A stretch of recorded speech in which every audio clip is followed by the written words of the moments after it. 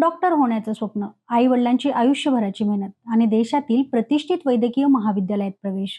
पण जर याच कॉलेजमध्ये रॅगिंगमुळे एका विद्यार्थ्याला हॉस्टेल सोडून बेपत्ता व्हावं लागलं तर हा फक्त एका कुटुंबाचा प्रश्न राहत नाही, तर संपूर्ण शिक्षण व्यवस्थेवर प्रश्नचिन्ह उभा राहतो. पुण्यातील BJ मेडिकल कॉलेजमधील तन्मय वंगे प्रकरण सध्या राज्यभर चर्चेत आहे. नेमकं काय घडलं? रॅगिंगचे आरोप किती गंभीर आहेत आणि आता कॉलेज प्रशासन काय म्हणते, जाणून घेऊयात या संपूर्ण प्रकरणाचा सविस्तर आढावा. नमस्कार, मी शनाया. विद्येचं माहेरघर म्हणून ओळख असलेल्या पुण्यातनं एक धक्कादायक घटना समोर आली आहे. पुण्यातील शासकीय BJ मेडिकल कॉलेजमध्ये MBBSच्या पहिल्या वर्षाला शिकणारा तन्मय वंगे हा विद्यार्थी गेल्या 14 दिवसांपासून बेपत्ता झालाय. त्याच्या कुटुंबाचा असा आरोप आहे की कॉलेजमधील रॅगिंगच्या सततच्या त्रासाला कंटाळून तन्मयने हॉस्टेल सोडलंय आणि त्यानंतर तो अद्याप सापडलेला नाही. तन्मय वंगे हा कोल्हापूर जिल्ह्यातील पेठ वडगाव येथील रहिवासी आहे. ग्रामीण भागात 12वी पर्यंत शिक्षण पूर्ण करून त्याने नीट परीक्षेत 550 पेक्षा जास्त गुण मिळवले आणि स्वतःच्या मेहनतीवर आणि त्या मेहनतीच्या जोरावर पुण्यातील प्रतिष्ठित BJ मेडिकल कॉलेजमध्ये MBBSला त्याने प्रवेश मिळवला. संपूर्ण कुटुंबासाठी हा अभिमानाचा क्षण होता. डॉक्टर बनून समाजाची सेवा करण्याचं तन्मयचं स्वप्न होतं. मात्र कॉलेजमध्ये प्रवेश घेतल्यानंतर काही दिवसातच त्याचं आयुष्य बदलायला सुरुवात झाली. तन्मयच्या वडिलांच्या आरोपानुसार कॉलेजमधील काही वरिष्ठ विद्यार्थ्यांकडनं त्याला सतत मानसिक त्रास दिला जात होता. त्याच्या ग्रामीण पार्श्वभूमीची खिल्ली उडवली जात होती. त्याचा नेहमी अपमान केला जात होता. उत्कर्ष सिंग, श्रेया यादव आणि त्यांच्या गटाकडून सतत रॅगिंग होत असल्याचा आरोप तन्मयच्या कुटुंबियांनी केलाय. हा त्रास इतका वाढला होता की तन्मयने आपल्या आई वडिलांना देखील याबद्दल सांगितलं होतं. तन्मयचे वडील अजय कुमार वंगे सांगतात की सुट्टीत घरी आल्यानंतर तन्मयने कॉलेजमधील स्थानिक मुलं त्रास देत असल्याची माहिती त्यांना दिली होती. त्यावेळी आम्ही कॉलेजमध्ये तक्रार करूया असंच सांगितलं, पण तन्मयने नकारच दिला.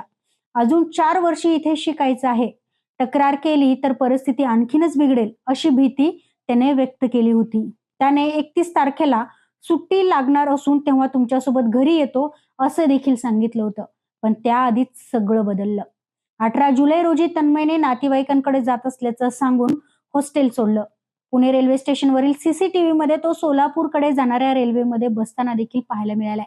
मात्र लोणीकंद रेल्वे स्टेशन नंतर त्याचा मोबाईल बंद झाला. पोलिसांच्या तपासानुसार 21 आणि 23 जुलै रोजी काही काळ त्याच्या मोबाईलमधील इंटरनेट सुरू झालं होतं. पण त्यानंतर त्याचा कोणताही मागमूस लागलेला नाहीये, पत्ता लागलेला नाही.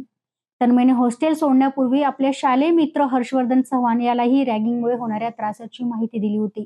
तसेच तो काकांकडे जात असल्याचं देखील मित्राला सांगितलं होतं, पण प्रत्यक्षात तो काकांकडे पोहोचलाच नाही. त्यामुळे त्याच्या कुटुंबियाची चिंता अजूनच वाढली. तन्मय बेपत्ता झाल्यापासून त्याच्या कुटुंबावर दुःखाचा डोंगर कोसळलाय.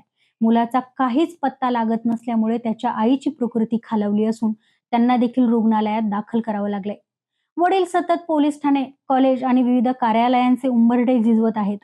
एका आई वडिलांसाठी यापेक्षा मोठं दुःख दुसरं कोणतं असू शकतं?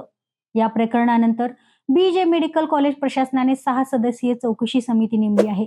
मात्र या समितीने आतापर्यंत काय तपास केला, कोणाची चौकशी झाली आणि प्राथमिक निष्कर्ष काय आहेत याची कोणतीही माहिती आम्हाला दिली जात नसल्याचा आरोप तन्मयच्या वडिलांनी केलेला आहे. इतकंच नाही तर अनेक पालकांनी देखील त्यांच्या मुलांना BJ मेडिकल कॉलेजमध्ये रॅगिंगचा त्रास होत असल्याचं देखील सांगितल्याचा दावा त्यांनी केलाय. दरम्यान BJ मेडिकल कॉलेजचे जे अधिष्ठाता आहे डॉक्टर एकनाथ पवार यांनी या प्रकरणावर प्रतिक्रिया देताना चौकशी समिती काम करत आहे.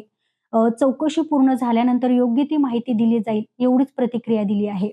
विशेष म्हणजे BJ मेडिकल कॉलेजमध्ये रॅगिंगचे आरोप पहिल्यांदाच समोर आलेले नाहीत. याआधी देखील खूप वेळा असे आरोप झालेले आहेत. मागील वर्षी देखील एका निवासी डॉक्टरचं रॅगिंग केल्याप्रकरणी 3 निवासी डॉक्टरांना निलंबित करण्यात आलं होतं. त्यामुळे पुन्हा एकदा या प्रतिष्ठित वैद्यकीय महाविद्यालयातील वातावरणावर गंभीर प्रश्न उपस्थित होत आहेत. देशात रॅगिंग रोखण्यासाठी कठोर कायदे आहेत. सर्वोच्च न्यायालयाने देखील रॅगिंगला गंभीर गुन्हा मानला आहे. प्रत्येक महाविद्यालयात अँटी रॅगिंग समिती आणि हेल्पलाईन असणं बंधनकारक आहे. तरीही अशा घटना पुन्हा का घडतात? विद्यार्थी तक्रार करण्यास का घाबरतात? आणि शिक्षण संस्थांमध्ये भीतीचं वातावरण का निर्माण होतं? हे प्रश्न आज प्रत्येक पालकाच्या मनात आहेत. सध्या पोलीस तन्मय वंगेचा शोध घेत आहेत. त्याचबरोबर रॅगिंगच्या आरोपांची देखील चौकशी सध्या सुरू आहे. मात्र या प्रकरणाचं खरं उत्तर चौकशी अहवाल आल्यानंतरच स्पष्ट होईल. तोपर्यंत एकच प्रार्थना आहे, तन्मय वंगे हा सुरक्षित सापडावा आणि या प्रकरणातील सत्य लवकरात लवकर समोर यावं. तुम्हाला काय वाटतं? रॅगिंग करणाऱ्यांवर कठोर कारवाई व्हायला हवी का? तुमचं मत कमेंटमध्ये मला नक्की सांगा. आणि हा व्हिडिओ आवडल्यास लाईक करा, शेअर करा आणि सबस्क्राईब करायला अजिबात विसरू नका.